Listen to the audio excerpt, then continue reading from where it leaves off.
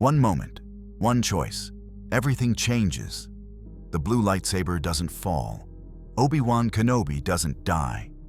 And the entire galaxy shifts on its axis. What if the greatest Jedi teacher in history survived? What if he lived to train not just Luke, but hundreds of new Jedi? What if Ben Solo never became Kylo Ren? What if the First Order faced an army of Force users instead of scattered resistance? This is that timeline. This is what could have been. The Death Star, the duel. We know how it ends. Obi-Wan raises his blade. He smiles at Vader. He lets himself be struck down. But what if Luke's scream, that desperate "no," echoing across the hangar, reached deeper than anyone knew? What if it touched something buried in Vader, created a hesitation, just 1 second? What if Obi-Wan felt that hesitation through the Force and made a different choice? He doesn't surrender. He uses that split second, a Force push, a blur of motion.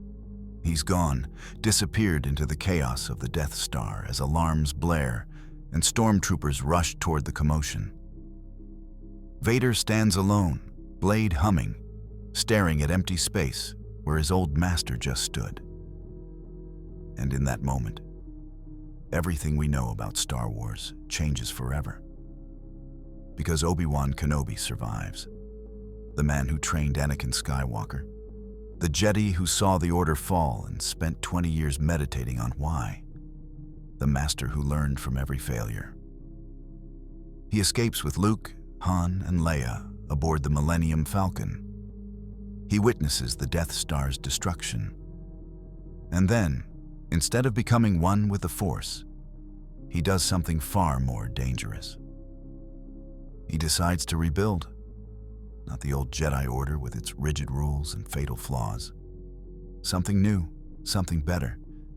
A generation of Jedi trained in compassion instead of detachment, in emotional honesty instead of repression, in balance instead of denial. But survival is just the beginning of this story.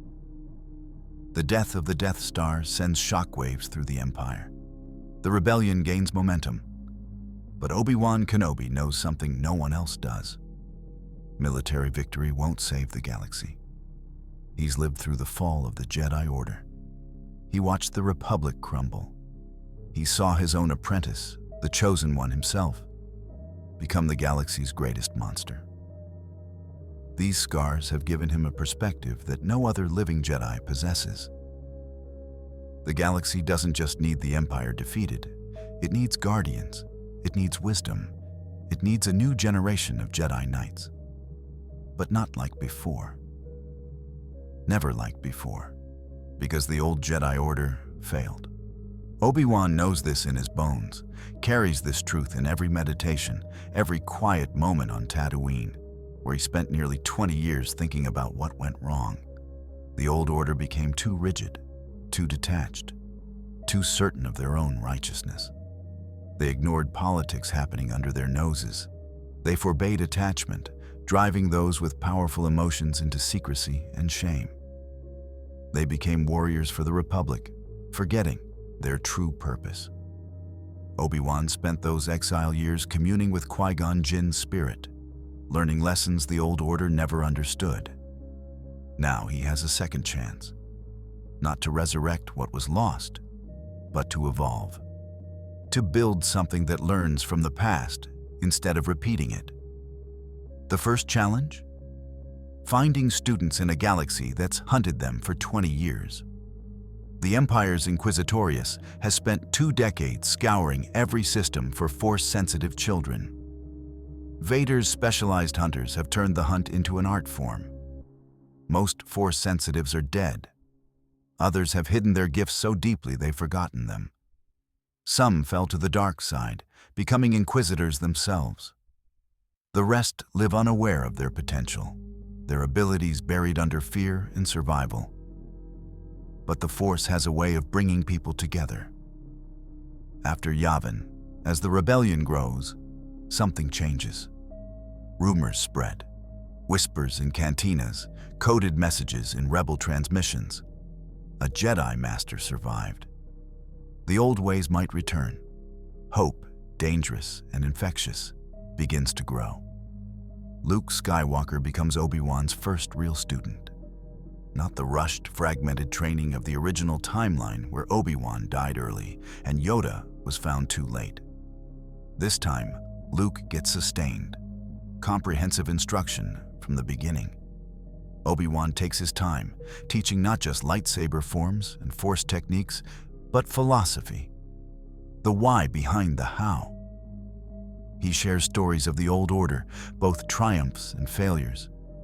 He teaches Luke about Anakin without hiding the truth, not painting Vader as pure evil or tragic victim, but explaining with painful honesty how a good man made terrible choices, how love twisted into possessiveness, how fear of loss led to the very destruction he tried to prevent.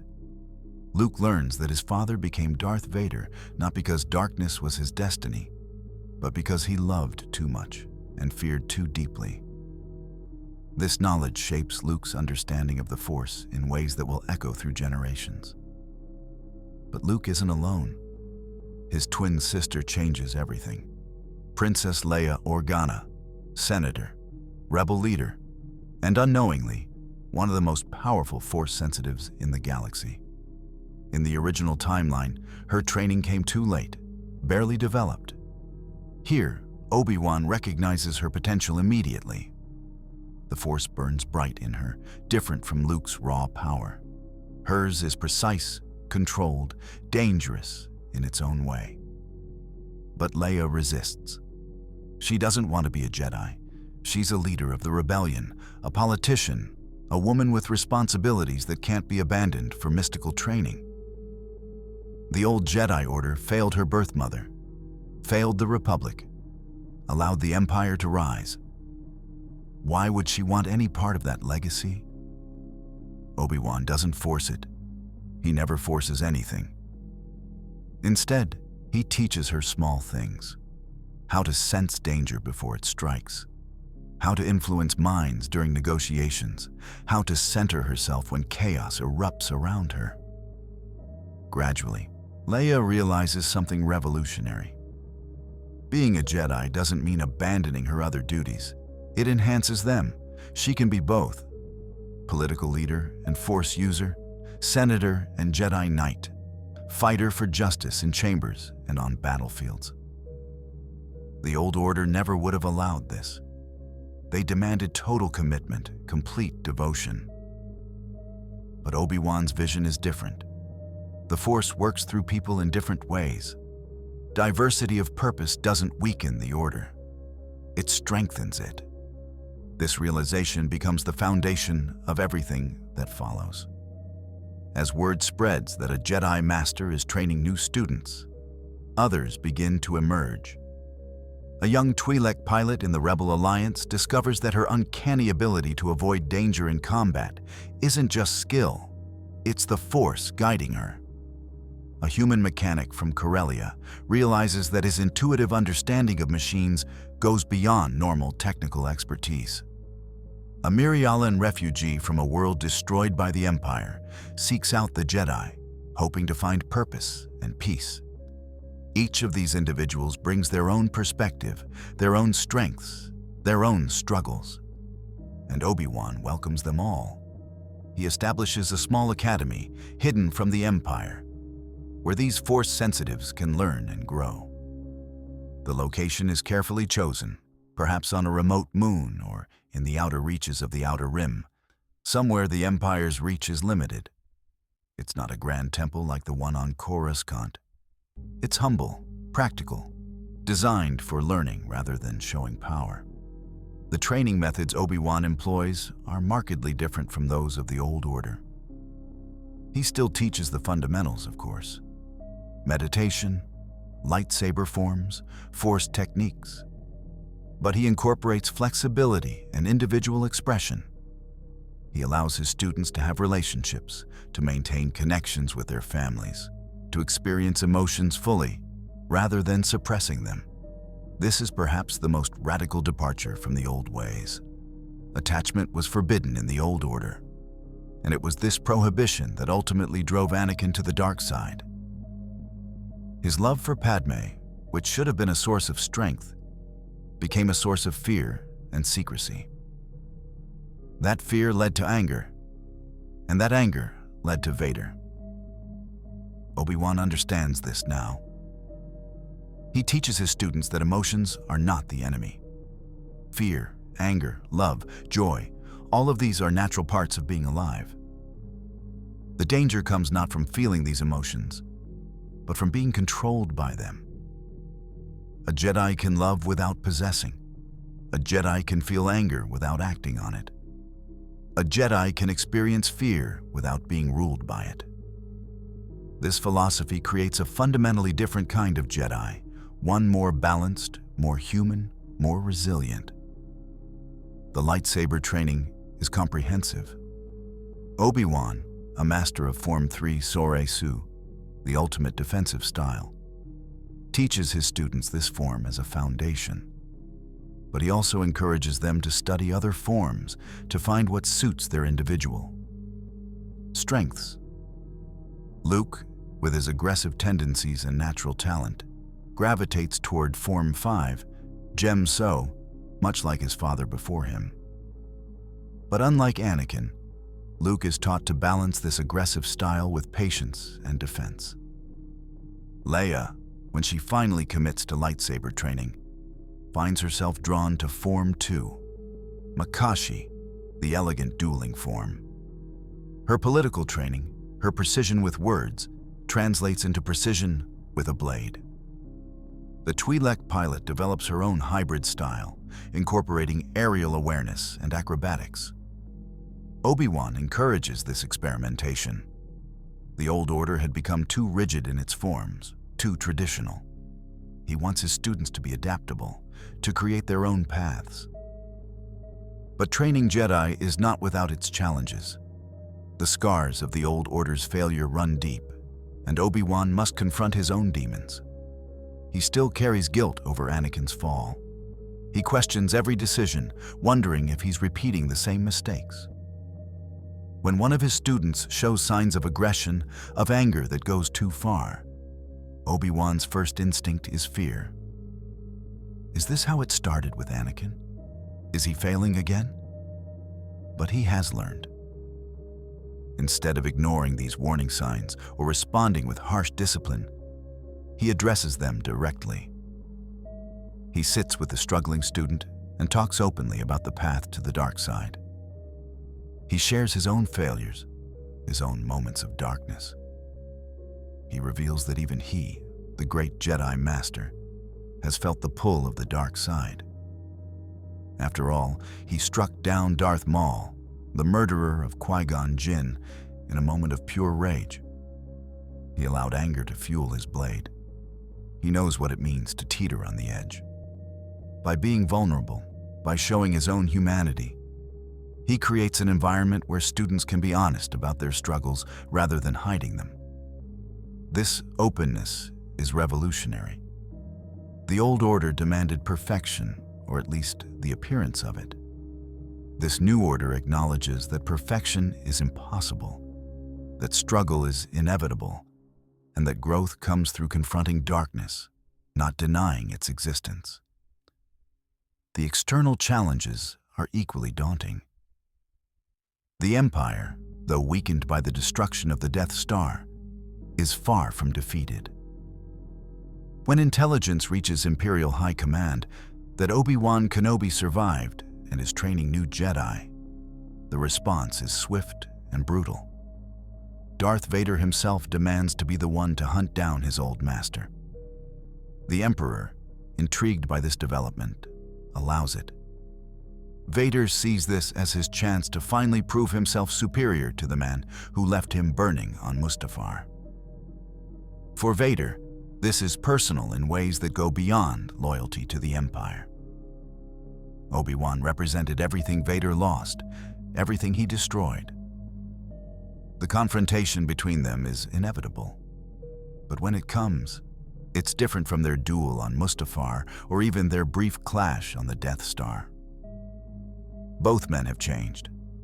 Vader is more machine than man, consumed by decades of hate and service to the dark side. But somewhere beneath the armor and the anger, Anakin Skywalker still exists, buried but not completely destroyed. Obi-Wan, meanwhile, has gained wisdom and perspective. He no longer sees Vader as simply evil, nor does he carry the same guilt and self-recrimination. He has forgiven himself for his failures, and in doing so, he has found clarity. When they duel this time, Obi-Wan doesn't fight to kill. He fights to teach, even now. Every parry, every riposte, every word he speaks is designed to reach the man behind the mask. He reminds Vader of who he once was. He speaks of Padme, not to cause pain, but to remind Vader that he once loved, that he once cared about more than power and domination. He tells Vader about Luke and Leia, revealing the truth that the Emperor has hidden. Your children lived, Anakin. Your love created life, not just death and destruction. They are strong, they are brave, and they carry the best parts of you within them. These words are more dangerous to Vader than any lightsaber strike. They crack the armor of his conviction, letting doubt seep in. The duel ends not with death, but with Vader's retreat. He is shaken, confused, the certainty of the dark side suddenly questionable. This moment plants a seed, one that will grow over time. Vader doesn't turn immediately. His redemption, if it comes, will be a longer, more difficult process than in the original timeline. But the possibility now exists in a way it didn't before. The political landscape of the galaxy also shifts with Obi-Wan's survival. The Rebel Alliance, emboldened by Yavin and inspired by the return of the Jedi, gains legitimacy. Obi-Wan, despite his preference to remain in the shadows, becomes a symbol. He doesn't seek this role, but he accepts it as necessary. He attends meetings of the rebel leadership, offering counsel not just on military matters, but on the vision for what comes after the Empire falls. He warns against repeating the mistakes of the Old Republic, against centralizing too much power, against complacency and corruption. Mon Mothma, Bail Organa before his death on Alderaan. Wait, in this timeline, does Alderaan still fall? If Obi-Wan survived the Death Star, then perhaps events played out slightly differently. Perhaps his presence, his tactical input, led to the Death Star's destruction before it could obliterate Alderaan. Let's explore that possibility. If Alderaan survives, then Bail Organa continues as one of the key leaders of the rebellion, and Leia's connection to her adoptive homeworld remains intact. This changes her character arc significantly. She doesn't carry the same burden of survivor's guilt, the weight of being the last daughter of a dead world. Instead, she fights with the knowledge that her world stands behind her, that the people she loves are still alive. This gives her additional motivation, but also additional vulnerability. The Empire can still threaten Alderaan, and that threat remains a powerful tool of manipulation. As the new Jedi Order grows, attracting more students and gaining more visibility, not everyone in the rebellion is pleased. Some see the Jedi as relics of a failed past. Others worry that empowering Force users will create a new elite class, no different from the old Jedi Order's position in the Republic. There are calls for oversight, for regulation, for ensuring that these new Jedi answer to democratic authority rather than operating independently. Obi-Wan, ever the diplomat, understands these concerns. He proposes a structure where the new Jedi Order operates in cooperation with the emerging New Republic, but maintains a degree of independence. The Jedi will not be soldiers for the state, as they were in the Clone Wars. They will not be above the law or beyond accountability. But they also will not be controlled by politicians who might use them for personal gain. It's a delicate balance, one that requires constant negotiation and trust building. Obi-Wan's reputation as a hero of the Clone Wars and a man of integrity helps significantly in these negotiations. People trust him even if they're wary of the Jedi as an institution. Years pass. The Empire continues to crumble. Battle after battle, the rebellion pushes them back. In this timeline, the Battle of Hoth might play out differently with Jedi present. The Battle of Endor becomes not just a military victory, but a symbolic one, with multiple Jedi fighting alongside the rebels. Perhaps Luke still confronts Vader and the Emperor, but this time he doesn't go alone. Obi-Wan accompanies him, or perhaps Leia does, or several of the new Jedi Knights. The Emperor, facing multiple trained Force users rather than one partially trained boy, finds his plans disrupted. The confrontation is more complex, more dangerous. Perhaps the Emperor is defeated earlier, or perhaps he escapes, prolonging the conflict.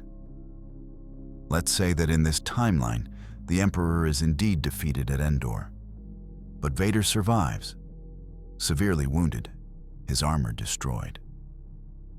He is captured by the rebels, and for the first time in decades, Anakin Skywalker breathes air without a respirator.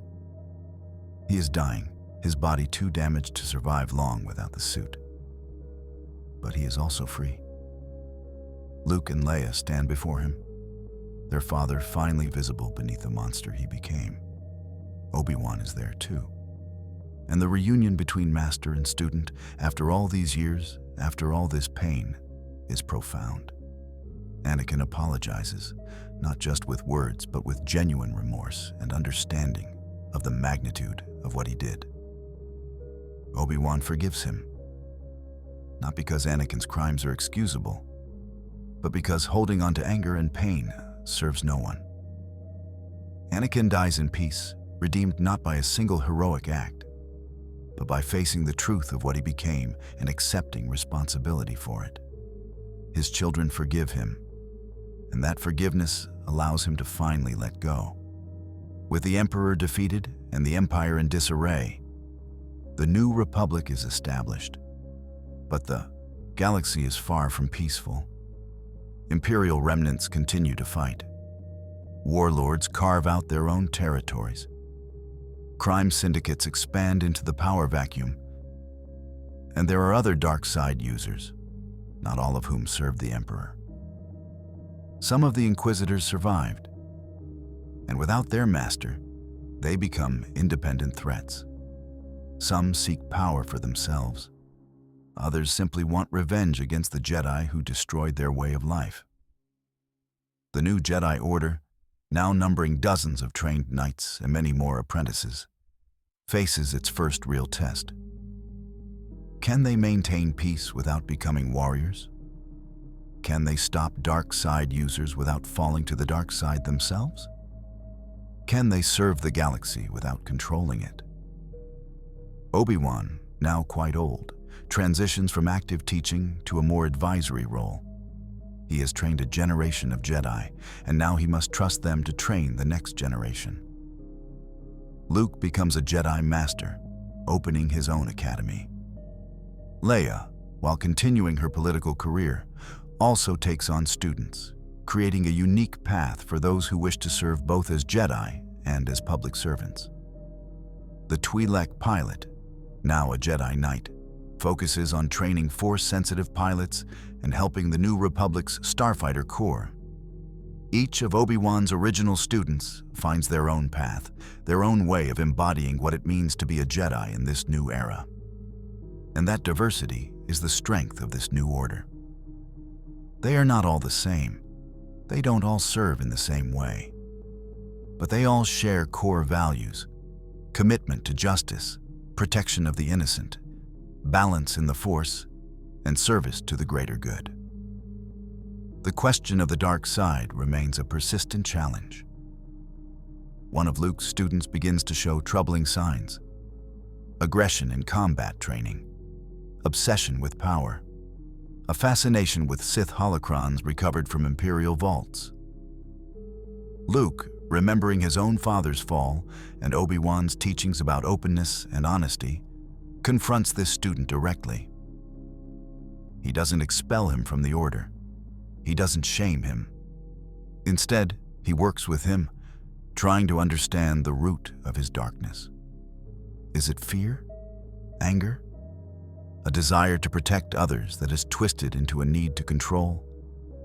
Through patient work, through showing the student that the light side offers strength without corruption, Luke manages to guide him back from the edge. But not every story has a happy ending. Another student, faced with similar darkness, chooses a different path. She embraces the dark side, believing that only through passion and power can she protect what she loves. She becomes the first dark side user trained in the post-Empire era who isn't connected to the Sith or the Inquisitors. She is something new, something different. A dark Jedi who doesn't serve an empire or seek to rule the galaxy, but who genuinely believes that the ends justify the means, that sometimes you must do terrible things to accomplish good goals. She becomes an antagonist, but a complex one, forcing the Jedi to question their own beliefs and methods.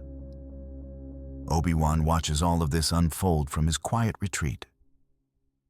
He has retired to a peaceful world, much like he once hid on Tatooine, but this time by choice rather than necessity. Students come to visit him, seeking wisdom. He tells them stories of the old days, of the Clone Wars, of the Jedi Temple on Coruscant, of his own masters, Qui-Gon and Yoda. Speaking of Yoda, in this timeline, does the ancient Jedi Master also survive? Perhaps with Obi-Wan's survival and the earlier establishment of a new order, Yoda emerges from exile on Dagobah earlier. The reunion between the two surviving Jedi Masters would be momentous. Yoda, always cryptic and testing, initially questions whether Obi-Wan's new methods are truly an improvement or just different mistakes. But as he observes the new students, as he sees their balance, their emotional health, their effectiveness, he comes to agree that evolution was necessary. The old order, for all its wisdom, had grown stagnant. These new Jedi, diverse, emotionally aware, connected to the world around them, represent not a rejection of the old ways, but a maturation of them. Yoda's endorsement of Obi-Wan's methods gives them additional legitimacy, especially among those who remember the glory days of the Republic and the Jedi Temple. The Jedi Temple on Coruscant, destroyed during the rise of the Empire and converted into the Imperial Palace, is eventually liberated. There is debate about what to do with it. Some want to restore it, to make it once again the center of the Jedi Order. Others argue that this would be a mistake, that the centralization of the old order contributed to its downfall. Obi-Wan weighs in on this debate. He suggests a compromise. The temple should be restored, but as a monument and archive, not as the sole headquarters of the Jedi. Let it be a place of learning and remembrance, but not the seat of power. Let the new order be decentralized, with academies and enclaves across the galaxy, no single point of failure, no single target for those who would destroy the Jedi. This decentralized model is adopted, and it proves wise. When threats do arise, when academies are attacked, the Order as a whole survives because it is spread across many worlds, many systems. As decades pass, the galaxy settles into a new normal. The New Republic is imperfect, struggling with corruption and bureaucracy much like the Old Republic, but it is democratic and relatively stable. The Jedi Order numbers in the hundreds, then thousands. Force-sensitive children are no longer hidden in fear, but are offered training if they wish it. Some accept, becoming Jedi Knights. Others decline, choosing to live normal lives with only minor Force training to help them control their abilities. This too is a change from the old order, which sought out every Force-sensitive child and brought them to the temple. This new order respects individual choice. Not everyone must be a Jedi. The Force works through all living things, and some serve best by simply being good people, using their subtle gifts to help those around them without ever wielding a lightsaber or taking a title. Obi-Wan's health eventually begins to fail. He is well over 100 years old, sustained for decades by the Force and by purpose. But even Jedi Masters are mortal. He gathers his original students around him, Luke, Leia, and the others who trained under him in those early days after Yavin. He tells them he is proud. He tells them they have succeeded where he and the old order failed. They have created something sustainable, something good. He has no regrets. As he prepares to pass into the Force, to join Qui-Gon and Yoda and Anakin in that cosmic mystery, he smiles. His last words are simple but profound. The Force will be with you, always. And then he is gone, his physical form fading as he becomes one with the Force. His students feel his presence immediately, warm and reassuring, proof that death is not an end, but a transformation. The Jedi Order that continues after Obi-Wan's death is his true legacy. It faces challenges, certainly. New dark side threats emerge. Political conflicts arise. Individual Jedi struggle and sometimes fall. But the Order endures because it is built on a foundation of wisdom earned through failure. It is flexible enough to adapt, strong enough to resist corruption, and humble enough to admit when it is wrong. The mistakes of the past, the rigidity, the arrogance, the detachment, have been replaced with balance, humility, and connection. This is not a perfect order. There is no such thing. But it is a better one, a healthier one more capable of serving the galaxy for generations to come. Now, let's consider how this alternate timeline affects the events that would have led to the sequel trilogy in the original canon. In the canonical timeline, the destruction of Luke's Jedi Academy and Ben Solo's fall to become Kylo Ren set the stage for the rise of the First Order and the sequel trilogy's conflict. But in this timeline, things are fundamentally different. Luke's Academy is not an isolated temple with a handful of students. It is part of a larger, decentralized network of Jedi training centers established by Obi-Wan and continued by his students. When Ben Solo, the son of Leia Organa and Han Solo, begins his training, he is not placed solely under Luke's instruction. Instead, he learns from multiple masters, experiencing different teaching styles and philosophies. This diversity of instruction means that no single teacher's influence, for good or ill, dominates his development. Ben Solo is still a troubled student. From his earliest days, he carries an almost unbearable weight on his shoulders, the weight of his grandfather's legacy, the knowledge that he is the grandson of Darth Vader, perhaps the most feared name in galactic history.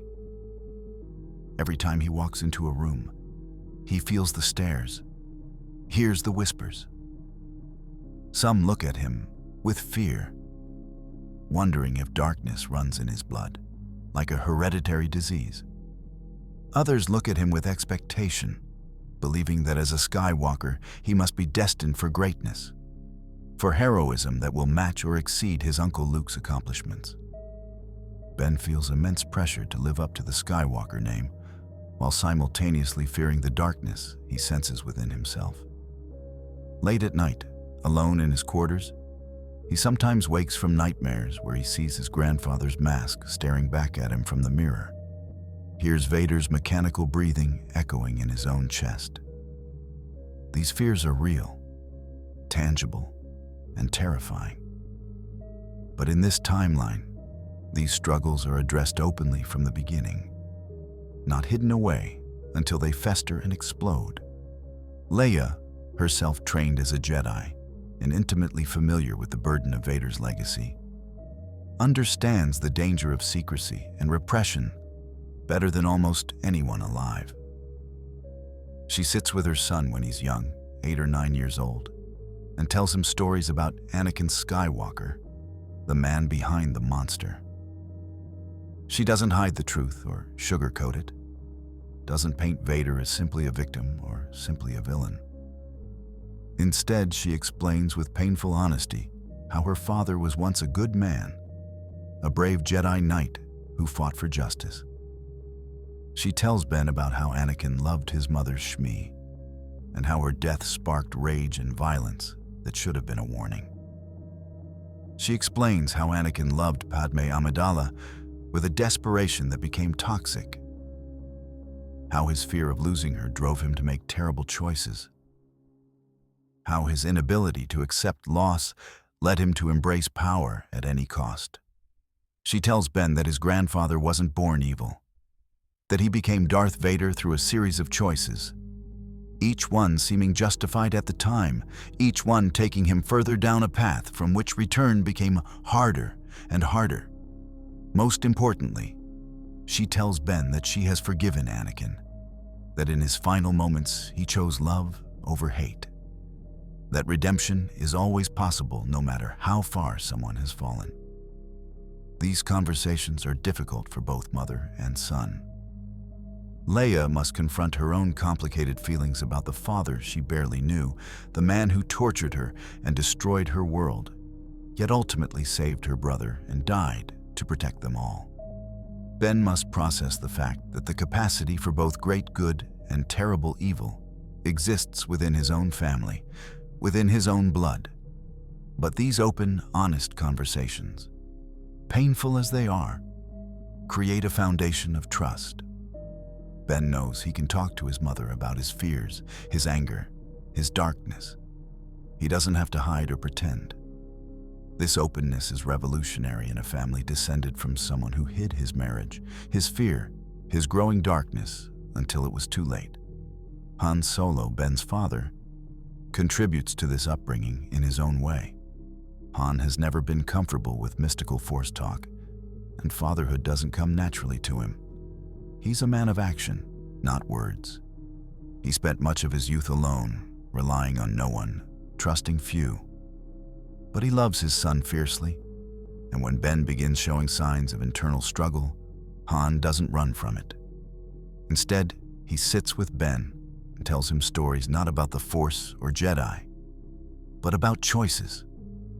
He tells Ben about his own youth as a smuggler, about times he chose credits over conscience, about friends he betrayed and how that haunted him. He talks about meeting Luke and Leia, about how he initially planned to take his reward and leave, but chose to come back during the Battle of Yavin. Not because of destiny or the Force, but because it was the right thing to do.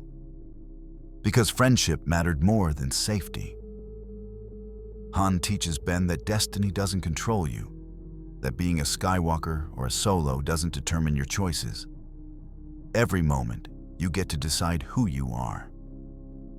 This message, delivered in Han's gruff, no-nonsense way, resonates with Ben perhaps even more than the Jedi teachings do. Luke, having been trained in Obi-Wan's methods of emotional honesty and compassion, creates an environment at his academy where Ben can express his fears and anger without judgment. The first time Ben loses his temper during training, accidentally injuring another student with a forced push fueled by frustration, Luke doesn't respond with punishment or disappointment. Instead, he takes Ben aside and asks him what happened. What were you feeling? What triggered your anger? Can you remember the moment before you lost control? Together, they trace the incident back to its emotional root. Ben had been struggling with a particular Force technique. Other students were mastering it easily. He felt inadequate, felt like he was failing to live up to expectations, felt the weight of the Skywalker name pressing down on him. That frustration built and built until it exploded outward. Luke helps Ben understand that the emotion itself wasn't the problem. Frustration is natural when learning something difficult. The problem was that Ben didn't acknowledge the frustration, didn't take a moment to breathe and center himself. He let it build until it controlled him rather than acknowledging it while he still had control. This is the lesson. Not to suppress emotion, but to be mindful of it. To observe it without being consumed by it.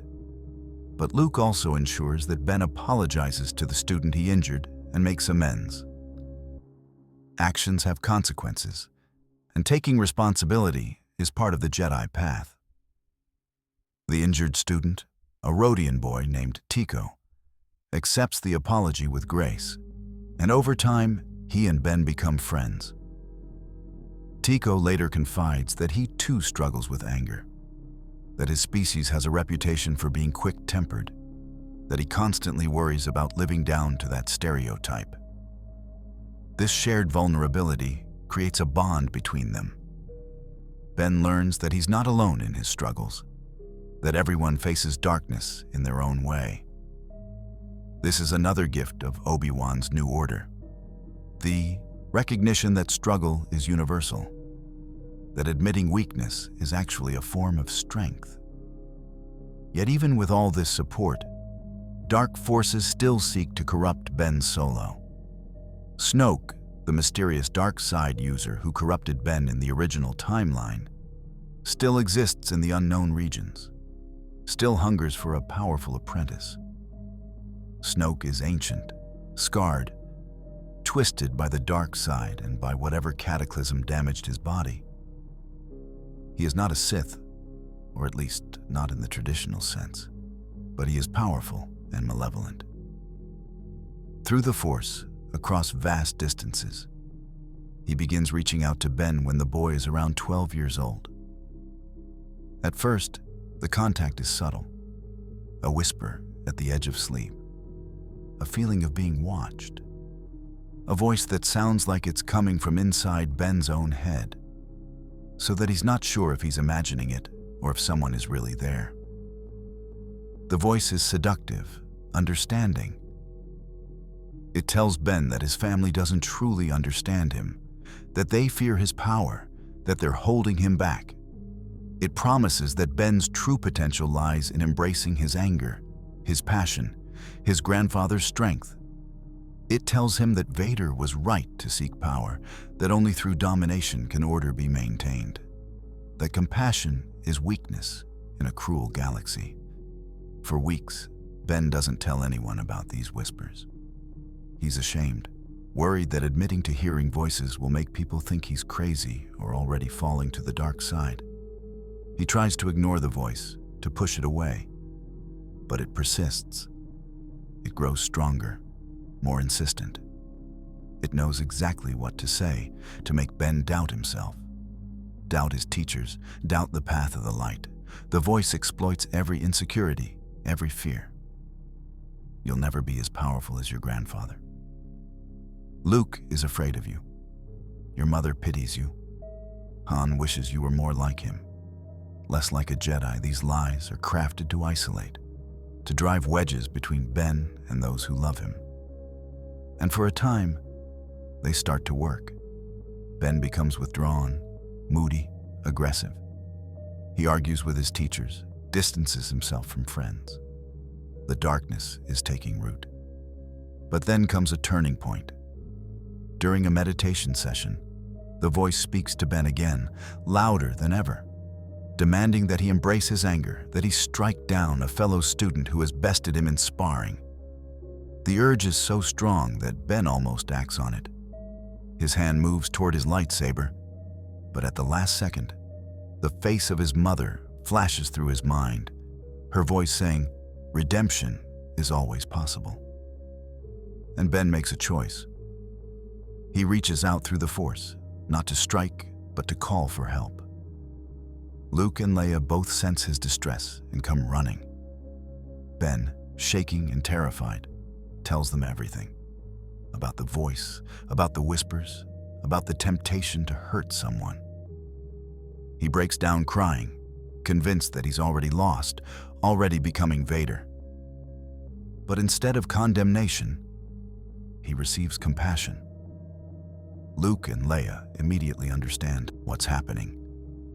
An external force is attacking their son, trying to corrupt him. This isn't a flaw in Ben, but an attack from someone who sees his potential and wants to twist it. Together with Obi-Wan, who is consulted on this matter despite his advanced age, they begin working to shield Ben's mind and strengthen his resolve. Obi-Wan, drawing on techniques he learned from Qui-Gon's spirit and from ancient Jedi texts, teaches Ben how to construct mental barriers, how to recognize external influence versus his own thoughts, how to call for help through the Force when under attack.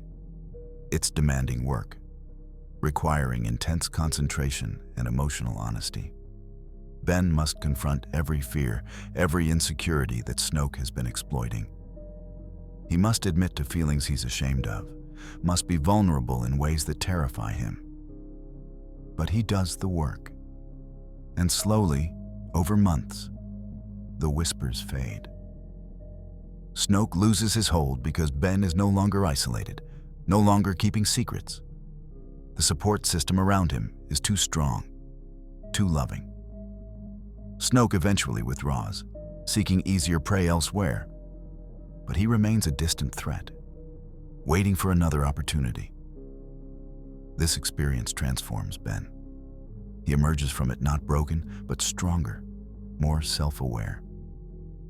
He understands now, in a visceral way, how seductive the dark side can be, how it finds your weaknesses and exploits them.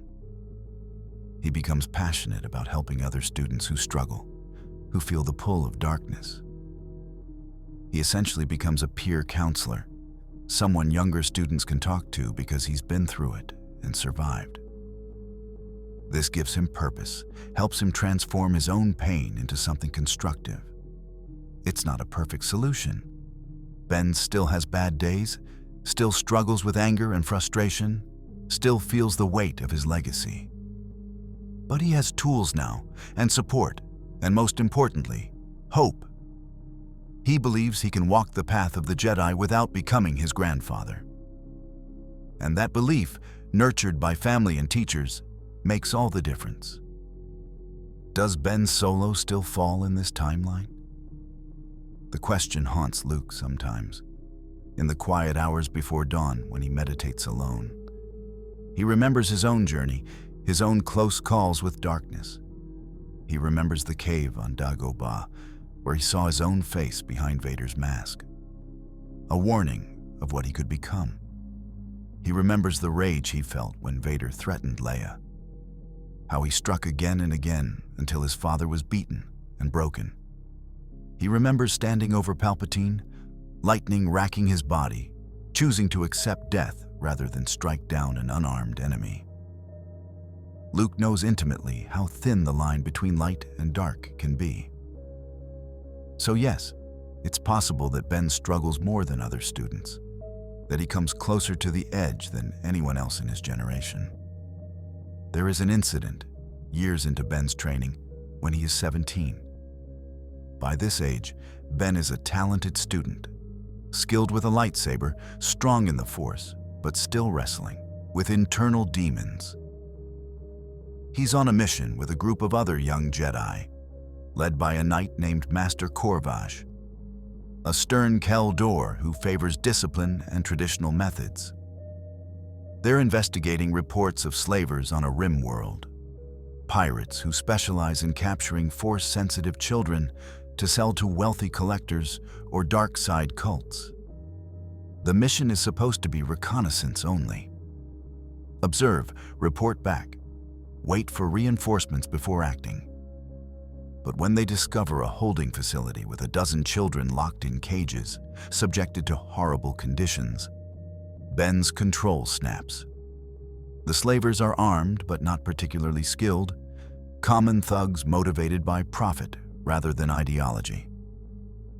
Master Corvash wants to wait, to call for backup, to do this properly according to protocol.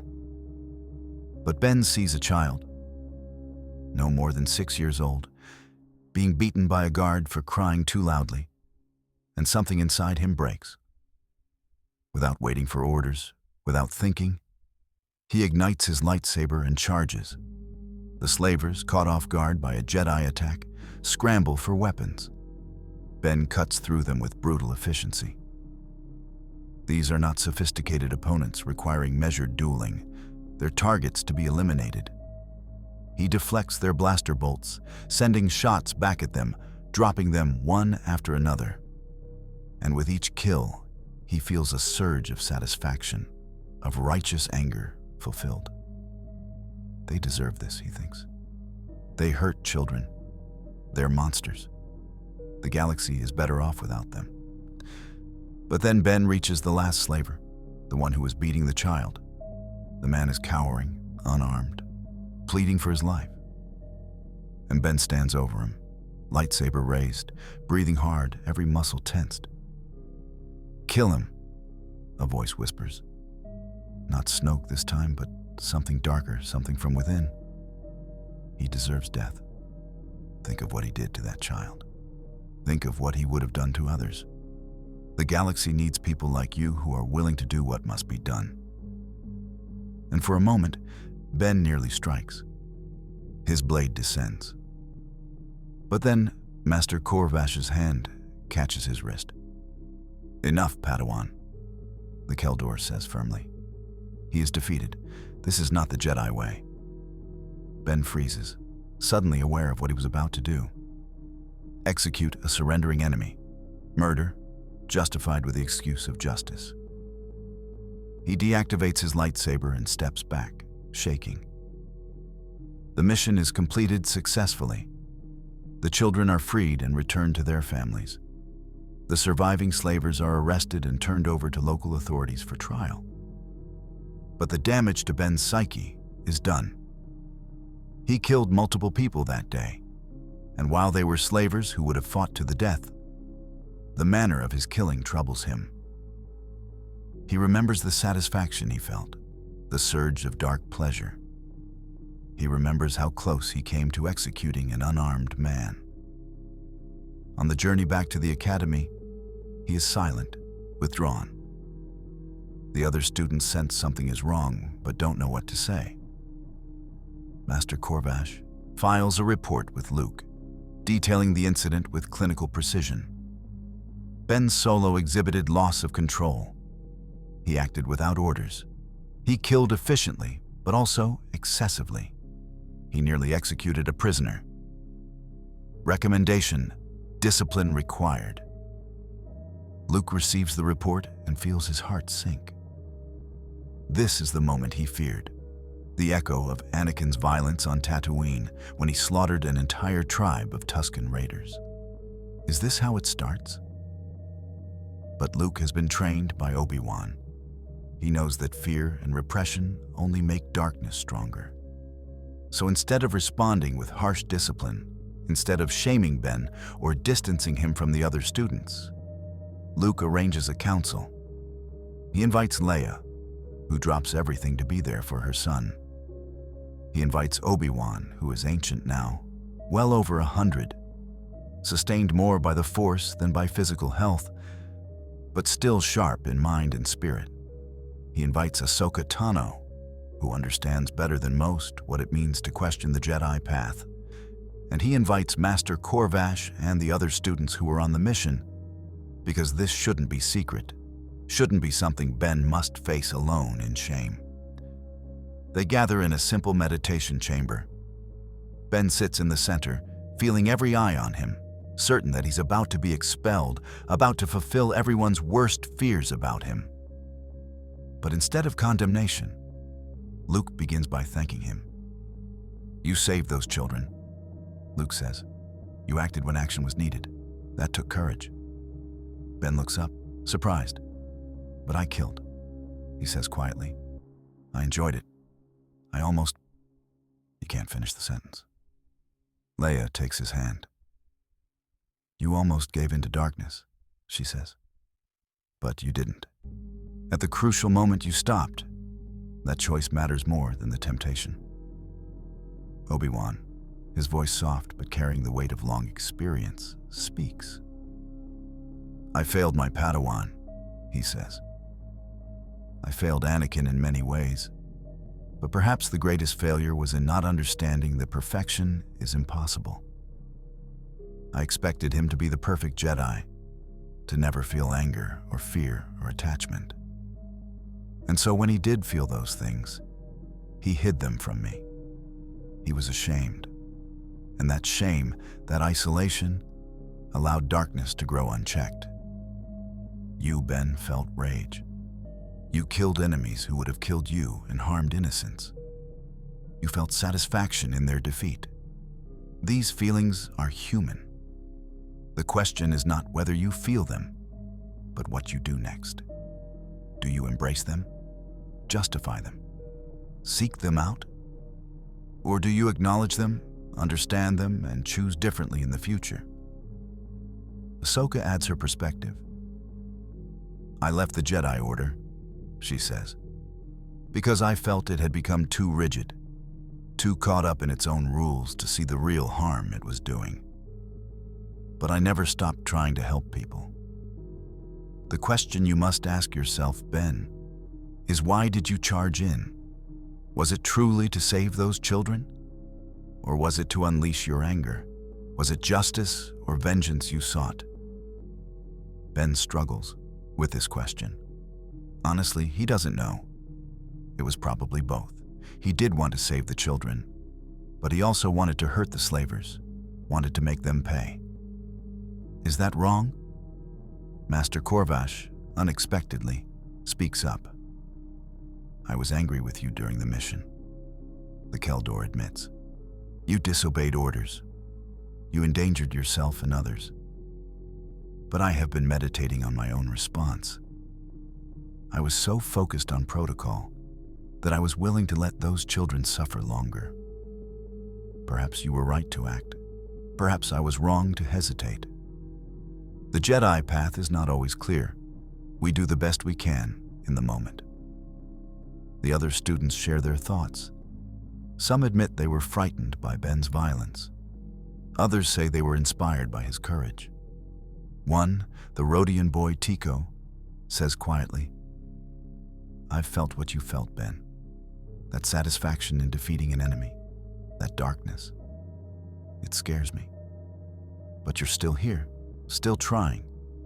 That gives me hope that I can resist it too. This circle of honesty, this shared vulnerability, transforms what could have been a moment of rejection into a moment of deep connection. Ben faces consequences, certainly. He is assigned extra meditation, required to work with a mind healer specializing in trauma and dark side corruption. He must write letters of apology to the families of those he killed, even though they were slavers, because taking a life should never be casual or celebrated. He is temporarily restricted from missions, required to focus on internal work before engaging in external action again.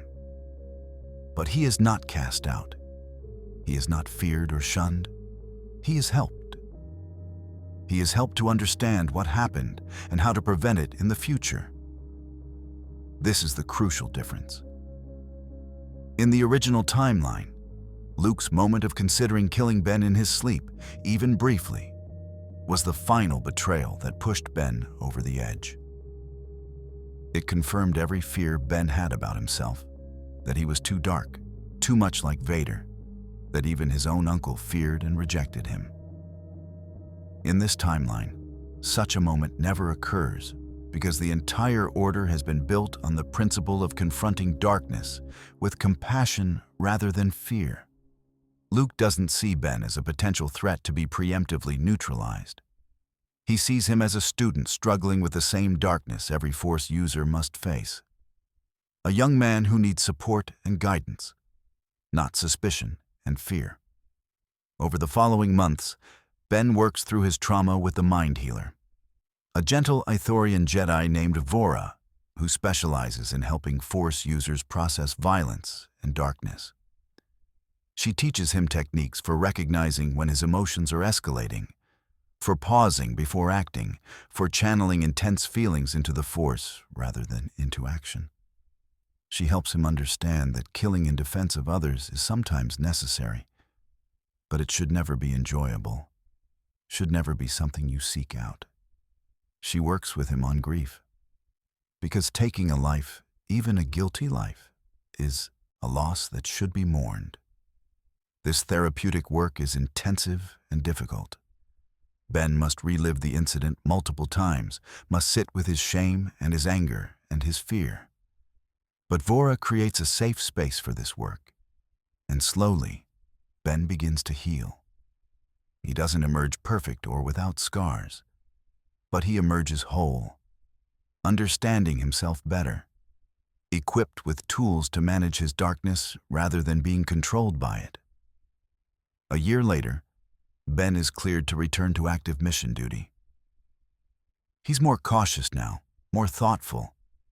He's learned to pause, to breathe, to consider consequences before acting. When he encounters injustice, he still feels rage. But now he can observe that rage without being consumed by it.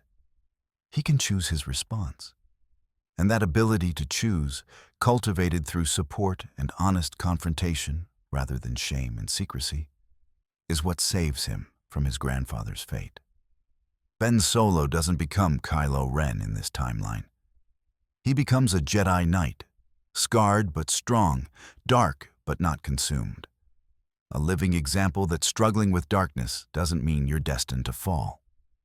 He becomes someone other struggling students can look to and think, if he can resist, maybe I can too. And perhaps that is his true destiny, not to be the most powerful Jedi or the most famous, but to be proof that redemption is possible, even before you fall. That you can carry darkness within you and still choose the light every single day. Without Ben Solo's fall, without the destruction of Luke's academy, the rise of the First Order faces a much more significant obstacle than in the original timeline. The First Order, as conceived by Imperial loyalists who fled into the unknown regions after Endor, was meant to be the Empire reborn, stronger and more ideologically pure. In the original canon, they rose from these remnants, building strength in the shadows while the New Republic grew complacent, believing the war was over. They constructed massive warships, trained armies of fanatically loyal soldiers, developed superweapons that dwarfed even the Death Star. And they did all of this largely undetected because the New Republic had demilitarized, because the Jedi were nearly extinct, because the galaxy had let down its guard. But in this timeline, with a strong, vigilant Jedi Order working alongside the New Republic military, such complacency never takes hold. The early signs of the First Order's build-up begin about 15 years after the Battle of Endor. Imperial remnant forces, which had been fragmented and scattered, begin showing increased coordination. Attacks on New Republic outposts become more sophisticated, more organized. Ships thought lost in battle reappear with new markings and improved weaponry. Intelligence reports speak of recruitment centers in the Outer Rim, promising stability and order to worlds that feel neglected by the New Republic's bureaucracy. At first, these signs are subtle, easily dismissed as the dying throes of a defeated empire. But Leia, serving as both a New Republic senator and a Jedi counselor, is attuned to patterns of authoritarian resurgence. She's studied the history of the Clone Wars, understands how Palpatine manipulated fear and frustration to gain power. She sees similar patterns emerging and sounds the alarm. Luke assigns a team of Jedi Knights to investigate. These are not the warrior Jedi of old, blindly serving whatever mission the government assigns. These are Jedi trained in Obi-Wan's methods, encouraged to think independently, to question authority when necessary. The team includes Jedi specializing in different skills. Master Kira Ven, a Zabrak woman with exceptional Force sensibilities, can detect deception and hidden presences. Joran Thrace, a human man who spent years as a scout before discovering his Force sensitivity, knows how to navigate the unknown regions and survive in hostile territory. Prina, a young Twi'lek who trained under Leia herself, has political instincts and can read the motivations of systems considering alignment with the remnant forces. Together, they form a team capable of not just military reconnaissance, but comprehensive intelligence gathering. Their investigation takes them deep into the unknown regions, a vast area of space filled with navigation hazards, unknown species, and ancient mysteries. It's dangerous work. They encounter Imperial patrols that fire without warning. They discover hidden shipyards on uncharted moons, massive facilities churning out star destroyers using slave labor. They infiltrate a recruitment center and witness the indoctrination process. Young people from forgotten worlds being taught that the New Republic has abandoned them, that only the First Order can provide security and purpose. They see children, some as young as 5 or 6, being trained as stormtroopers, their individuality stripped away, their loyalty programmed through a combination of propaganda and psychological conditioning that makes the old Empire's methods seem almost gentle by comparison. The Jedi team reports back, and the news is grim. The First Order is not a minor threat or a criminal organization. It's a fully functional military power with resources that rival the New Republic's. But how? Where is the funding coming from? Who's supplying them with materials? Master Kira uses the Force to trace financial networks, following credits through shell corporations and hidden accounts. The trail leads to a shocking discovery. Elements within the New Republic itself are funding the First Order, wealthy industrialists and aristocrats who never supported the rebellion's democratic ideals, who long for the order and predictability of imperial rule, who chafe under regulations and oversight. These traders have been funneling resources to the First Order for years, preparing for the day when authoritarian rule can be restored. This discovery creates a crisis within the New Republic. How deep does the corruption go? Can the government be trusted to police itself? Some senators call for the Jedi to take control, to use their powers to root out traitors. But Leia and Luke both refuse. The Jedi serve the light, serve justice, but they cannot become the government. That path leads to the very authoritarianism they oppose. Instead, they work with trustworthy elements of the New Republic Security Bureau, with military intelligence, with reformist politicians who still believe in democratic ideals. It's messy, complicated work. Some traitors are exposed and arrested. Others escape or hide behind legal protections. The public is shocked to learn that their own government has been infiltrated, that the threat they thought defeated had been growing in the shadows with internal help. But the threat is identified before it can fully mature. The First Order, realizing they've been discovered, has a choice to make. They can attack now, before they're ready, hoping that surprise and ferocity will overwhelm the New Republic's defenses. Or they can retreat deeper into the unknown regions, rebuild, try again in another decade or two. Different factions within the First Order leadership argue for different approaches. The military commanders, led by ambitious officers who dreamed of surpassing Vader, want to attack immediately. The political strategists, who understand that public support is as important as military might, want to wait, to continue undermining the New Republic from within until it collapses without a shot being fired. Ultimately, a compromise is reached within the First Order leadership. They will launch a campaign not of total war, but of strategic strikes designed to demonstrate the New Republic's weakness and the First Order's strength. They target worlds that have expressed dissatisfaction with the New Republic, offering them protection in exchange for allegiance. Some worlds refuse and are attacked, their populations terrorized into compliance. Others accept, believing that the First Order offers stability that the New Republic cannot. The galaxy begins to fracture, not into a clear empire versus rebellion divide, but into a complex web of loyalties, allegiances, and competing visions for the future. This doesn't mean the First Order is completely prevented from becoming a threat.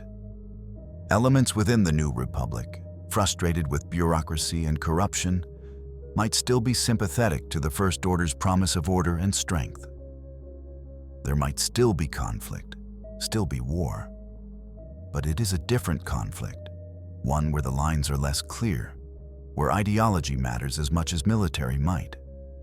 It's a conflict where the Jedi are prepared and active, rather than nearly extinct, where they can work to protect civilians, evacuate endangered populations, negotiate truces, and yes, when necessary, fight. But they fight as part of a coalition, not as sole saviors. They fight to protect democracy, not to impose their will. The New Republic, military, bolstered by Jedi intelligence and occasionally by Jedi warriors fighting alongside conventional forces, mounts a response to the First Order's aggression. Battles are fought across multiple systems. Some are victories for the New Republic, their forces proving that democratic systems can defend themselves when motivated. Others are defeats, reminders that the First Order's fanaticism and superior weaponry remain formidable. The war, such as it is, becomes a grinding conflict of attrition rather than a swift conquest by either side. Worlds change hands. Populations are displaced. Heroes emerge on both sides. And through it all, the Jedi work to minimize suffering, to find diplomatic solutions where possible, to remember that every stormtrooper was once a person, often a kidnapped child, who deserves the chance for freedom and rehabilitation. Luke establishes a specialized program within the Order focused on deprogramming former First Order soldiers. These are Jedi who combine Force healing abilities with psychological expertise, who can gently break through layers of conditioning and help traumatized individuals remember who they were before indoctrination. It's painstaking work. Some former stormtroopers are too damaged, their identities too thoroughly erased to ever fully recover. But many can be helped, can be given new lives, new purposes. One such individual is a young woman designated FN 2187, who eventually takes the name Finn. After being liberated from a First Order facility, after months of therapy and deprogramming, Finn becomes one of the most effective voices against the First Order. She knows their tactics, their weaknesses, their propaganda methods, and she uses that knowledge to help rescue others, to undermine the First Order from within. Eventually, Finn even considers Jedi training herself, discovering that her traumatic experiences have awakened latent Force sensitivity. Her journey from brainwashed soldier to free individual to potential Jedi Knight becomes a symbol of hope. Proof that no one is beyond redemption, that the cycle of violence can be broken. The conflict with the First Order stretches on for years, but it never reaches the apocalyptic levels of the original timeline. Starkiller Base, the planet converted into superweapon, is still conceived by First Order engineers, but without the resources diverted elsewhere due to ongoing conflict, without the element of complete surprise, it's never completed. Jedi scouts discover its construction early. A joint task force of New Republic military and Jedi Knights attacks the facility while it's still vulnerable, destroying key systems and liberating the enslaved workers building it. The First Order's supreme leader, a title claimed by various ambitious officers after Snoke's influence wanes, is forced to accept that total victory is impossible. Negotiations begin, not because either side trusts the other, but because neither can achieve their goals through force alone. The galaxy that emerges from this conflict is messy and imperfect. The First Order continues to control some systems, their ideology appealing to those who value order over freedom. The New Republic controls others, constantly struggling with internal divisions and corruption. And between them are independent systems, pirate havens, corporate territories, and countless worlds trying to simply survive and prosper regardless of who claims authority over them. The Jedi work across all these boundaries, helping where they can, protecting the vulnerable, serving as mediators in disputes. They don't have the power to impose galactic peace, but they have the wisdom to know that lasting peace can only come through millions of small choices by billions of individuals, each choosing compassion over cruelty, cooperation over domination, hope over fear. And that slow, difficult work of building a better galaxy, one person at a time, is perhaps more important than any military victory could ever be. The character of Rey in the original timeline emerged as a scavenger on Jakku with mysterious force abilities and a connection to the Skywalker legacy that would eventually be revealed in complex and controversial ways. She was a survivor, forged by loneliness and abandonment on a desert planet, scavenging parts from crashed star destroyers to earn her next meal, waiting for parents who would never return. Her discovery of her force abilities came late, in her late teens or early 20s, thrust into a conflict she didn't understand with powers she couldn't control. It was a story of isolation turning to purpose, of discovering that the family she sought had been within her reach all along in the form of found family and chosen bonds. But in this alternate timeline, if Rey exists and is born with similar force sensitivity, her story unfolds very differently. In this timeline, Rey is born to parents who still have reason to fear. Perhaps her father is a failed Palpatine clone, a project abandoned by Imperial scientists, but carrying genetic material from the Emperor. Or perhaps her lineage is different entirely, her power coming from some other source, another ancient bloodline, or simply a random manifestation of the Force's will. Regardless of her parentage, her parents know that powerful dark side users might seek their daughter if they discover her existence. So they do what they believe is necessary to protect her. They take her to Jakku, a remote and largely forgotten world, and leave her with Unkar Plutt, a junk dealer who promises to keep her hidden and safe in exchange for her labor. It's a terrible choice, born of desperation and fear, a choice they immediately regret. They plan to come back for her once the danger has passed. But they never get the chance. They're killed, whether by agents of the First Order, by common criminals, or simply by the dangers of travel in a lawless galaxy. Rey grows up as a scavenger, just as in the original timeline, but her isolation doesn't last as long. She's approximately 8 years old, alone and afraid, surviving day to day in the harsh desert, when a Jedi Knight named Master Dinara Cole happens to be on Jakku investigating rumors of Imperial holdouts. Dinara is a middle-aged woman, human, who trained under Luke Skywalker and embodies the compassionate pragmatism of Obi-Wan's New Order. She's in a cantina in Ni'ima Outpost, gathering information when she feels a disturbance in the Force. It's subtle but distinct, the presence of an untrained Force sensitive nearby and one in distress. Following her instincts, Dinara finds Rey in an alley, facing down 3 older scavengers who are trying to steal the parts she collected that day. Rey is terrified, but also defiant, refusing to surrender what she earned through hard work. And as the scavengers close in, something happens. A wave of Force energy bursts from Rey, throwing the attackers backward. They scramble away in fear, speaking of demons and curses. Rey herself doesn't understand what happened. She collapses, exhausted by the unconscious expenditure of energy. Dinara approaches carefully, non-threateningly. She introduces herself and explains about the Force, about Jedi, about the fact that Rey isn't cursed or broken, but gifted. Rey is skeptical at first. She's learned not to trust anyone on Jakku. Everyone wants something, and kindness is usually a prelude to betrayal. But Dinara is patient. She doesn't try to take Rey immediately. Instead, she stays on Jakku for several days, checking in on Rey, bringing her food, telling her stories about the Jedi and the wider galaxy.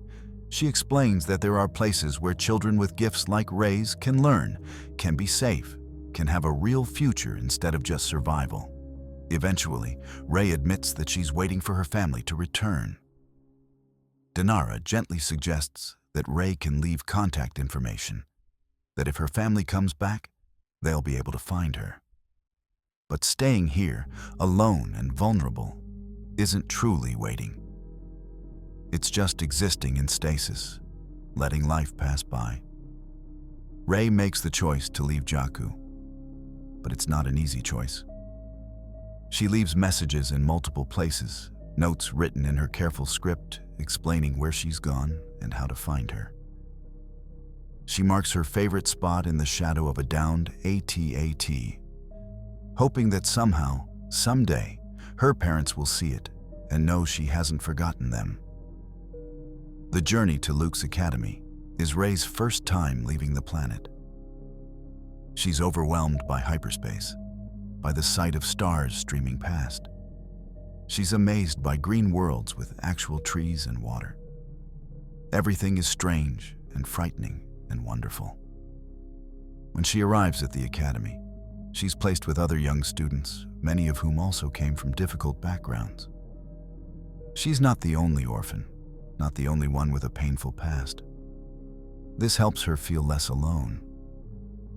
But integration isn't easy for Rey. She's been self-reliant for so long that accepting help feels like weakness. She hoards food in her quarters, unable to trust that meals will always be available. She startles awake at the smallest sound, conditioned by years of sleeping lightly in case of danger. She struggles with basic reading and writing because her education on Jakku was almost non-existent. The other students sometimes make fun of her accent, her lack of knowledge about basic galactic culture, her rough manners. Rey responds with aggression, with defiance, pushing people away before they can reject her. She gets into fights, both verbal and occasionally physical. She's on the verge of running away, of returning to Jakku where at least she understood the rules, when Leia Organa intervenes. Leia sees something of herself in Rey, a girl forced to be strong too young, armored against a world that has hurt her. Leia takes personal interest in Rey's training, not replacing her assigned teachers, but supplementing them. She teaches Rey that strength doesn't mean never accepting help, that trust is a choice worth making even when it's risky. She shares her own story about being a princess who lost her world, about being tortured by her own father, about learning that the greatest strength is vulnerability, the courage to let people in. These conversations, sometimes brief exchanges between lessons, and sometimes long talks that last into the night, transform Rey's understanding of herself and her place in the Order. Rey discovers she has a natural affinity for certain Force techniques, particularly those related to mind reading and influence. She can sense what others are feeling with unusual clarity, can detect lies and hidden intentions. This makes her valuable for diplomatic missions as she gets older. But it also means she's constantly bombarded by the emotions of those around her. She must learn to shield herself, to create mental barriers that allow her to exist in a crowd without being overwhelmed. Luke teaches her these techniques, drawing on Obi-Wan's teachings about emotional awareness and control. He explains that feeling what others feel is a gift, but it can also be a burden if not managed properly. Rey must learn the difference between empathy and absorption, between understanding someone's pain and taking it on as her own. As Rey grows older, progressing from initiate to Padawan, to eventually Jedi Knight, she maintains a connection to her origins. She returns to Jakku periodically, checking the places where she left messages, hoping against hope that maybe her parents returned, that maybe they're looking for her. The messages remain undisturbed, weathered by wind and sand. Eventually, through investigation aided by Jedi resources, Rey learns the truth about her parents. They're dead, killed years ago. They never abandoned her by choice. This knowledge is both devastating and liberating. Devastating because the hope she clung to is definitively gone. Liberating because she can finally stop waiting, can finally let herself truly belong to the life she's built. She holds a small ceremony on Jakku, burning the messages she left, releasing her parents' spirits to the Force, accepting that her family now is the Jedi Order. Her fellow students, her teachers, everyone who has chosen to be part of her life. Rey's story in this timeline is less about discovering her abilities in isolation and more about finding her place within a thriving community of Force users.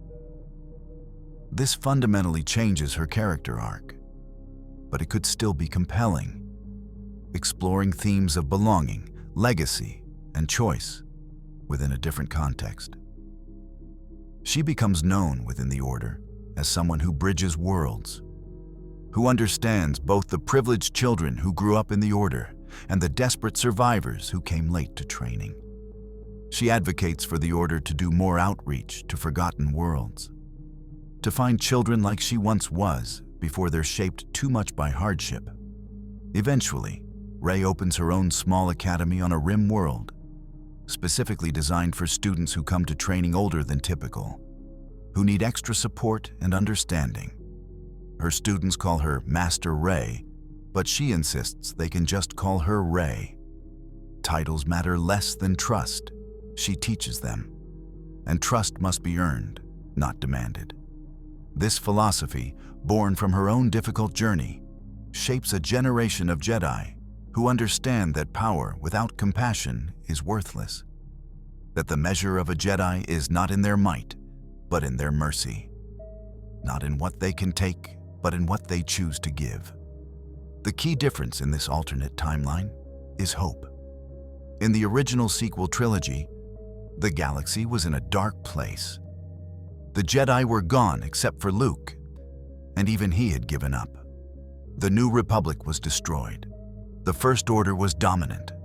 Our heroes were fighting against overwhelming odds, trying to spark hope in a galaxy that had lost it. But in Obi-Wan's timeline, hope never died. The Jedi endured and grew.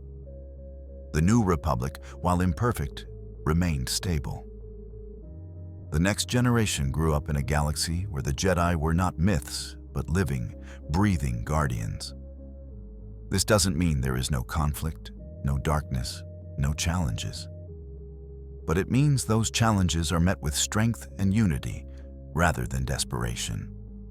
One of the most profound impacts of Obi-Wan's survival and his mentorship of a new generation is on the very understanding of what it means to be a Jedi. In the Old Order, being a Jedi was about detachment, about suppressing personal desires in service of a greater good. It was about being a guardian, a warrior, a diplomat, but never simply a person with relationships and emotions. This philosophy, while well-intentioned, created Jedi who were disconnected from the very people they were meant to protect. In Obi-Wan's New Order, being a Jedi is about balance. It is about using your gifts to help others while also living a full life. Jedi in this order can have families, can pursue passions outside their duties, can experience the full range of human or alien emotion. They are taught not to suppress these things, but to be mindful of them, to ensure they enhance rather than corrupt. This creates Jedi who are more relatable, more grounded, more capable of understanding the struggles of ordinary people because they face many of the same struggles themselves. The lightsaber itself takes on a slightly different meaning in this new order. It is still a weapon, still the symbol of a Jedi Knight. But it is not the primary symbol. Instead, the emphasis is on the Force itself, on wisdom, compassion, and service. Some Jedi in this order might choose not to carry a lightsaber at all, focusing instead on Force abilities like healing, persuasion, or precognition. They serve as counselors, healers, and advisors rather than warriors. This diversity of roles makes the order more robust, more versatile. Not every problem can be solved with a lightsaber, and recognizing that is a sign of maturity that the old order sometimes lacked. Of course, there are still Jedi Knights who specialize in combat, who train intensively in lightsaber forms and battle meditation. The galaxy still has threats that require warriors, but these warrior Jedi are balanced by those who serve in other ways, and all of them are taught that violence is a last resort, not a first response. The relationship between the Jedi and the government in this timeline is also more nuanced. In the Old Republic, the Jedi were essentially part of the government structure, serving at the direction of the Senate and the Supreme Chancellor. This made them vulnerable to political manipulation, as demonstrated when Palpatine used them as generals in the Clone Wars, and then turned them into public enemies with a single command. Order 66. In Obi-Wan's New Order, the Jedi maintain independence. They cooperate with the New Republic, certainly, but they are not subordinate to it. They have their own leadership structure, their own decision-making processes. When the government asks for their help, they consider each request carefully, weighing whether it truly serves justice or merely political convenience. This independence sometimes creates tension, but it also creates respect. The Jedi are not tools to be used, but allies to be consulted. This arrangement is made possible in large part because of the trust that Obi-Wan, Leia, and Luke have built with the New Republic's founders. They are heroes of the rebellion, and their integrity is beyond question. This personal trust becomes institutional trust over time. Another significant element of this timeline is the rediscovery and preservation of Jedi knowledge. The Old Order's libraries were destroyed or seized by the Empire. Holocrons were lost or locked away. Ancient techniques and philosophies were forgotten. But in this timeline, with Obi-Wan's guidance and with more time to work with, efforts are made to recover this lost knowledge. Jedi Knights are sent on missions to explore old Jedi temples across the galaxy, to search for hidden holocrons, to find any surviving records. Some of these missions are successful. Ancient teachings are recovered, including knowledge from eras before the Old Republic, from the Jedi Order on Tython, from traditions that predate the rigid structures that eventually dominated. This recovered knowledge informs the New Order's philosophy, reminding them that the Jedi have always evolved, that adaptation is not betrayal, but survival. Some of the recovered teachings are incorporated, others are studied but ultimately set aside as unsuited for this era. The key is that choices are being made consciously rather than simply following tradition, because that's how it's always been done. The role of non-human species in this new Jedi Order is also worth considering. The Old Order was quite diverse, with Jedi of hundreds of different species. But there were also cultural blind spots, times when the Order's approach was very human-centric or didn't account for the different biological and cultural needs of various species. Obi-Wan, informed by his experiences during the Clone Wars and his friendships with beings like Luminara Unduli and Shak Ti, ensures that the new Order is consciously inclusive. Training methods are adapted for different species. For example, a Wookiee Jedi might train differently than an Ithorian Jedi, whose culture prizes peace and whose biology includes unique sensory abilities. A Nautolan Jedi, comfortable in water, might train in environments that would be challenging for humans.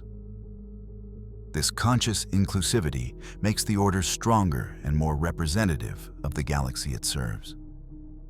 It also helps the Order avoid the trap of cultural imperialism, imposing a single way of being a Jedi on all species and cultures. As the Jedi Order grows and matures over the decades, they also establish a more formal relationship with other Force traditions in the galaxy. The Force is not the exclusive domain of the Jedi, and there are other groups with their own understanding and practices.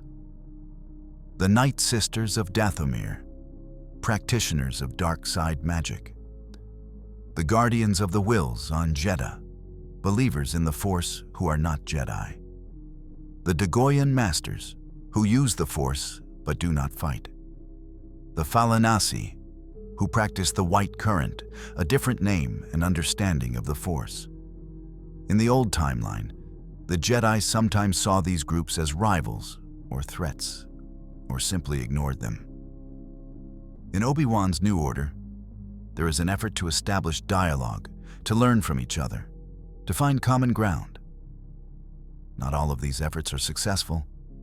Some groups, particularly those who use the dark side, remain hostile. But the attempt itself is valuable. It acknowledges that the Jedi do not have a monopoly on wisdom or on the Force, and that arrogance about that supposed monopoly contributed to their downfall. Through these dialogues, the Jedi learn new techniques, new perspectives. They share their own knowledge in return. A network of mutual respect and, occasionally, cooperation develops across different Force traditions.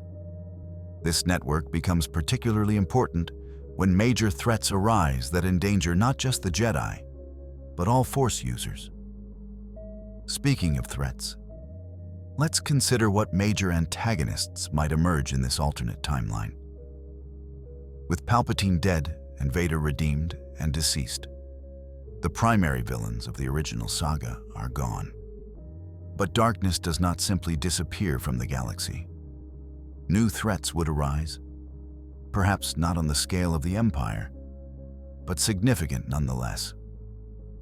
One possibility is the rise of a dark side cult, Force users who reject both the Jedi and the Sith, forging their own path to power. They might believe that the light side and dark side are both flawed extremes, and that true power comes from embracing chaos and passion, without the structure of Sith philosophy or the restrictions of Jedi teaching. This cult could be led by someone charismatic and powerful, perhaps a former Inquisitor or Force-sensitive individual who discovered their abilities without any formal training and developed a deeply personal, deeply dangerous understanding of the Force. This antagonist wouldn't be trying to rule the galaxy in the way Palpatine did. Instead, they might be trying to liberate it, tearing down all structures, all orders, believing that freedom comes through the destruction of authority. Fighting such an opponent would require the Jedi to defend not just themselves, but the idea of civilization itself. Another potential threat could be technological rather than Force-based. In the Star Wars galaxy, technology has often been a counterpoint to the Force. The Death Star represented ultimate technological power. Droids, while not Force-sensitive, are intelligent and capable. What if someone develops technology specifically designed to nullify the Force? Force-dampening fields exist in the lore, but what if they're perfected and weaponized? An antagonist who fears and hates Force users might create an army of soldiers equipped with technology that makes them immune to Force powers, weapons that can disrupt a Jedi's connection to the Force, even devices that cause pain or damage to those who try to use the Force in their vicinity. Such a threat would force the Jedi to rely on more than just their powers. They would need to be tacticians, diplomats, and, yes, warriors in the traditional sense. This kind of conflict could explore themes of fear of the other, the dangers of arms races, and the question of whether power, any kind of power, inevitably leads to oppression. A third potential source of conflict could be internal to the New Republic itself. democracy is messy, and not everyone believes in it. As the new republic ages, there might be movements toward authoritarianism, politicians who argue that strong central control is needed to prevent chaos, that the new republic is too slow, too bureaucratic, too weak. These politicians might not be evil in the traditional sense. They might genuinely believe they're acting in the galaxy's best interest. But their solutions involve consolidating power, curtailing freedoms, and possibly using the Jedi as enforcers of their will. The Jedi would then face a difficult choice. Do they support the democratic process even when it's flawed and slow? Or do they side with those promising order and efficiency? This conflict would force the Jedi to grapple with questions about their role in society, about the limits of their authority, and about whether peace through freedom is worth the messiness that comes with it. Different Jedi might come to different conclusions, creating internal tension within the Order itself. This kind of nuanced political conflict would be a worthy challenge for a mature Jedi Order. Obi-Wan's influence extends beyond just the structure and philosophy of the New Order. His personal relationships, his friendships and connections ripple through the timeline. His relationship with Bail Organa, if Bail survives in this timeline, remains strong. The two old friends work together to ensure the New Republic's founding principles honor the best of the Old Republic, while avoiding its mistakes. His relationship with Ahsoka Tano, Anakin's former Padawan, is also significant. Ahsoka, who left the Jedi Order before its fall and survived Order 66 independently, has her own complicated feelings about the Jedi. In the original timeline, she operated mostly alone or with small groups, never rejoining a Jedi Order. But in this timeline, with Obi-Wan reaching out to her, explaining his vision for a new kind of order, she might be willing to participate, if not as a full member, then as an ally and occasionally as a teacher. Her unique perspective, having been both inside and outside the Order, would be invaluable. She could teach students about independence, about thinking for themselves, about questioning authority even when that authority is well-intentioned. Her presence would add another layer of diversity to the New Order's teaching core. The impact on individual characters is profound. Luke Skywalker, in this timeline, never experiences the isolation and despair that defined his character in the sequel trilogy. He never gives up on the Jedi or on himself. Instead, he becomes the confident, capable Jedi Master that fans always hope to see, wise, powerful, and still fundamentally good. His relationship with his sister Leia is stronger because they train together, fight together, and build the New Order together. There is no long separation, no years of distance. They are true partners in their work. Han Solo, married to Leia, has to adjust to a wife who is not just a political leader, but also a Jedi Knight. This adds an interesting dynamic to their relationship. Han is still the skeptical smuggler at heart, the man who doesn't quite believe in mystical energy fields. But he can't deny what he sees Leia do. And over time, he develops a grudging respect for the Force, even if he never fully understands it. His son Ben, growing up with both parents present and involved, has a more stable childhood than in the original timeline. This doesn't mean his life is easy or without challenges, but he has a foundation that Ben Solo in the original timeline lacked. Chewbacca, loyal as always, becomes an unexpected but valued friend to many Jedi. His long life means he remembers the Clone Wars and the old Jedi. His perspective as someone who is not Force-sensitive but has worked alongside Jedi for decades is valuable. He sometimes serves as a reality check, reminding overly philosophical Jedi that sometimes the answer is straightforward, that thinking too much can be as dangerous as not thinking enough. The droids, C-3PO and R2-D2, continue their roles as witnesses to history.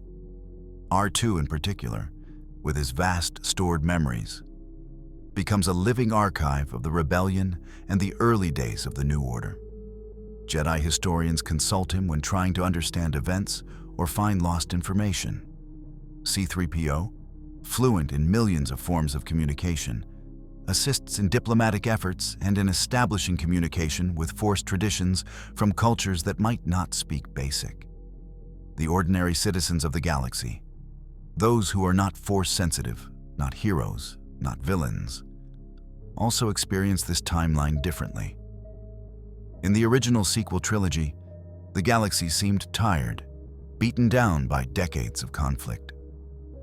The Empire fell, but the peace was brief before the First Order rose.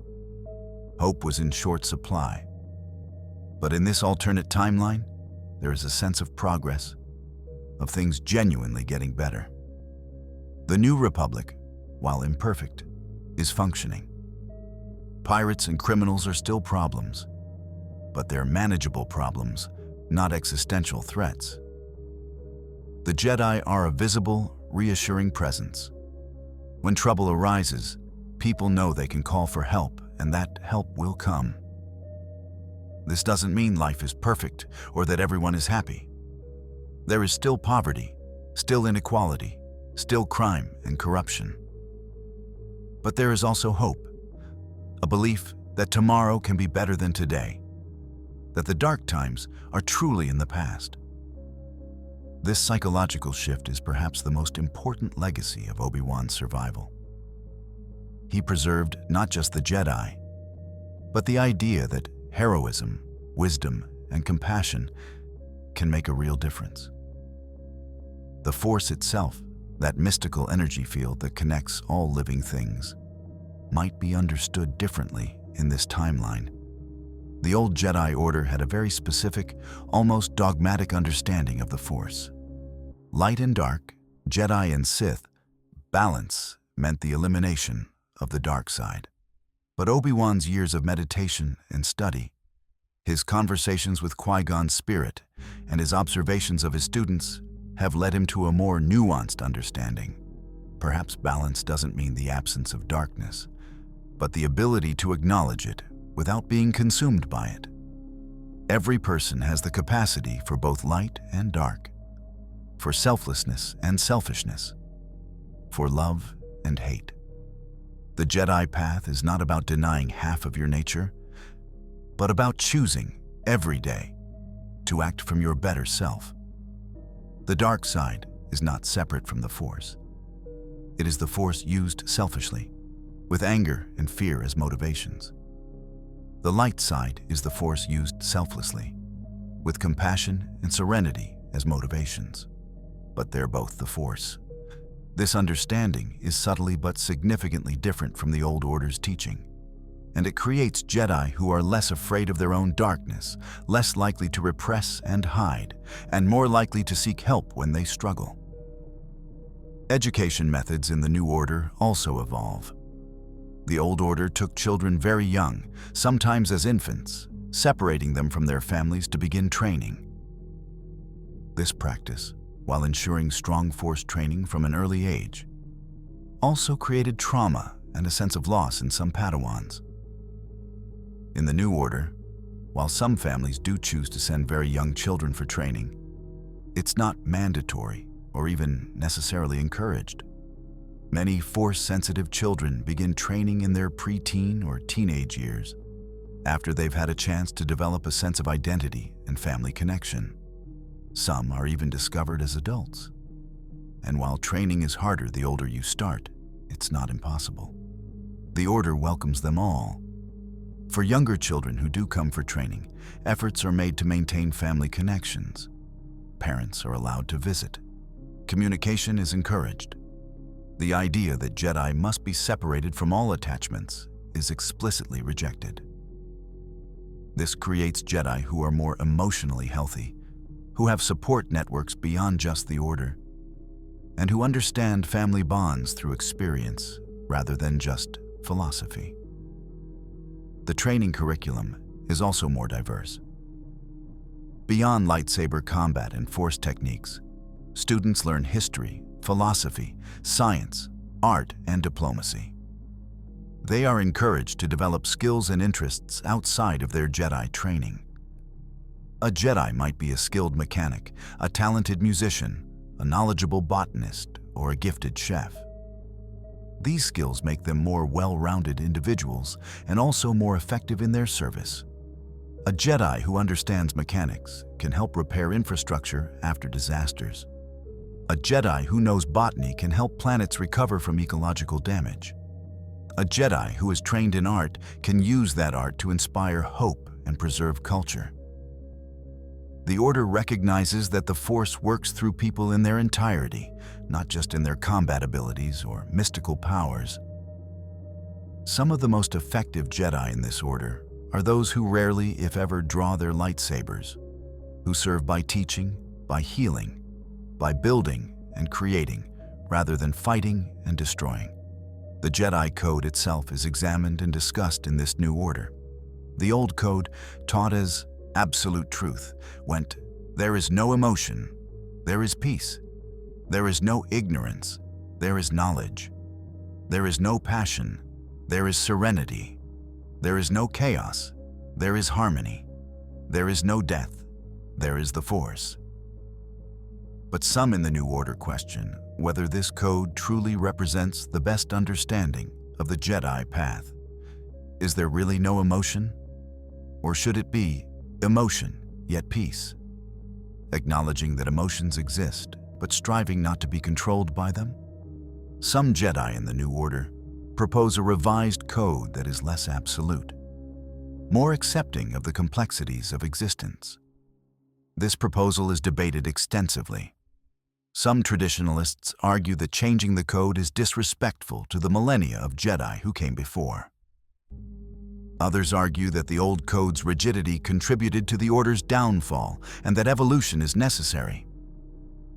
Eventually, a compromise is reached.